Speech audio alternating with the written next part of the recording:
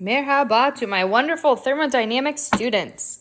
Let's get started with thermodynamics part 3. We only have 4 parts, so you're almost done, and we're almost done with the semester. So yay. All right. So chemical thermodynamics part 3. Chemical thermodynamics part 3. 1, 2, 3. Okay, so here we are going to be exploring the wonderful world of Gibbs free energy. And I urge you to understand Gibbs free energy because it will help you a lot in environmental chemistry. All right, Gibbs free energy.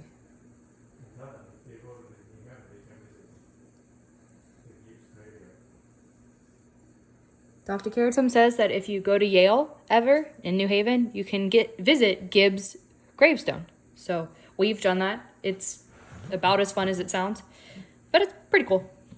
All right, so Gibbs free energy we represent by a delta G.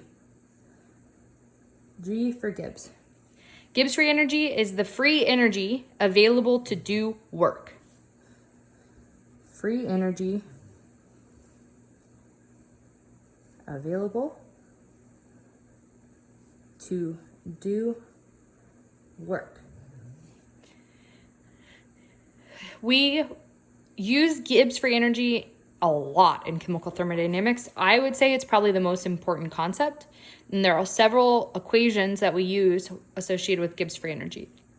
One of the biggest ones we use is when pressure is constant, which is generally when pressure is constant, we have our Gibbs free energy is equal to our change in enthalpy minus our temperature and our change in entropy. If you're gonna get a tattoo, which I don't encourage necessarily, you should get one like this. It's very helpful. We have Gibbs free energy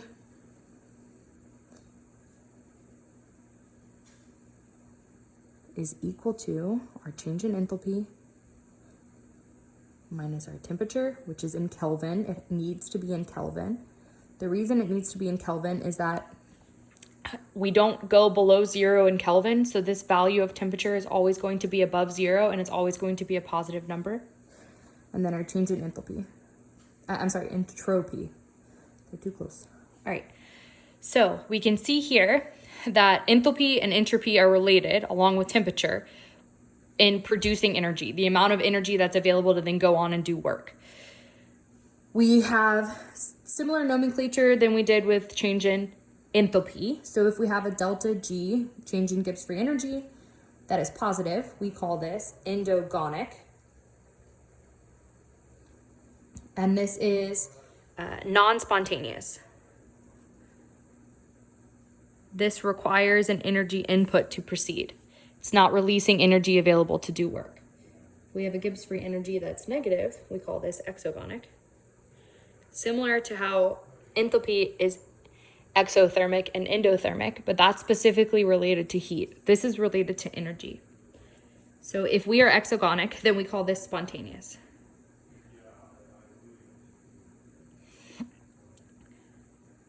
In general, the more negative a Gibbs free energy is for a reaction, the more spontaneous. If you are very, very high negative, that reaction is happening instantaneously, spontaneously. It's very favored. If Gibbs free energy is 0, then we are in equilibrium.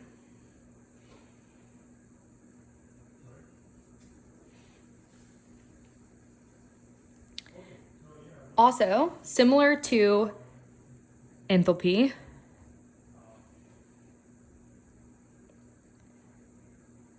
similar to our enthalpy of our system, which was equal to the summation of our individual enthalpies, the Gibbs free energy of a system is going to be equal to the summation of the individual Gibbs free energies. And similar to enthalpy, if you reverse a reaction, you need to change its sign. And if you multiply a reaction by a certain integer, you need to multiply your energy by that same integer.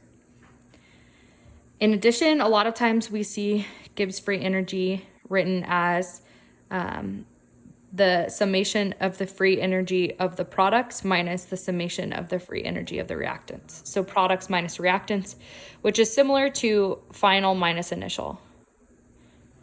The same concept that we've been looking at in every chapter of the book, right? If you have a change in a system, you're looking at the final minus the initial. All right. I think understanding Gibbs free energy, what it's telling you, why it's important, is very helpful in environmental chem, wastewater treatment, water treatment, even air pollution, probably fundies, definitely Chem 1. So I encourage you to really look through this. And I found a nice table that I really like the way it presents Gibbs free energy. All right, so if we have this table, I would make a table that's big enough to write a few words in all 4 of the boxes. So this table here. And we have our reactions here with our change in enthalpy is less than 0, which means that it's exothermic. And then we have our change in enthalpy here, which is more than 0, which means it's endothermic. We have our change in entropy here, which is greater than 0, which means that we are increasing in entropy. And then we have an entropy here that's less than 0, which means that we're decreasing in entropy, which is not necessarily favored. All right, so when we have an exothermic reaction that's increasing in entropy, this is, the bee's knees. This is the best scenario. We're releasing heat, we're releasing entropy, it's the best. So this is spontaneous. This means our Gibbs free energy is going to be, So we're going to be less than 0. We're going to be a negative Gibbs free energy. That got all wonky. Okay, make sure that yours looks better than mine. All right, we're going to be less than 0. We're going to be negative, spontaneous. If we look here, if this value is negative, and we know temperature is positive, we know entropy is positive, so we have a negative minus a negative, this is going to be very negative. But what if we have here a positive minus a negative? So if this value is greater than this value, then Gibbs free energy will be positive. So for this situation, we say that at high temperature, when this value is high, this will be a spontaneous reaction. So spontaneous at high temperature. Spontaneous at high temp. So when minus T changes S is large. Because when this value is large because of the high temperature, it will be a larger negative number than our positive enthalpy value here. All right, so what if we have an exothermic reaction that is actually decreasing in entropy? Well, this one's going to be spontaneous at the reverse system at a low temperature. So if this value is negative, but then this value is also negative, this has to be a higher negative than this one, which means the T has to be low. So spontaneous at low temperature. Spontaneous at low temperature. So negative T delta S is small. And then finally, if we have a positive value here and a positive value here, a positive value here and then a negative value here, there's no case ever where Gibbs free energy will be negative. This is positive, a positive plus a positive will never be a negative. So this is non-spontaneous.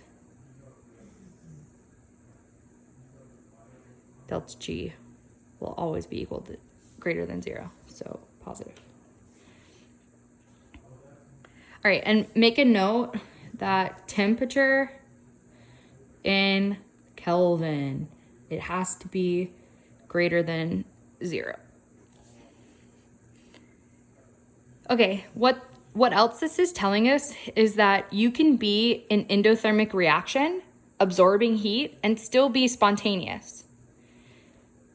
Only if you're at high temperature.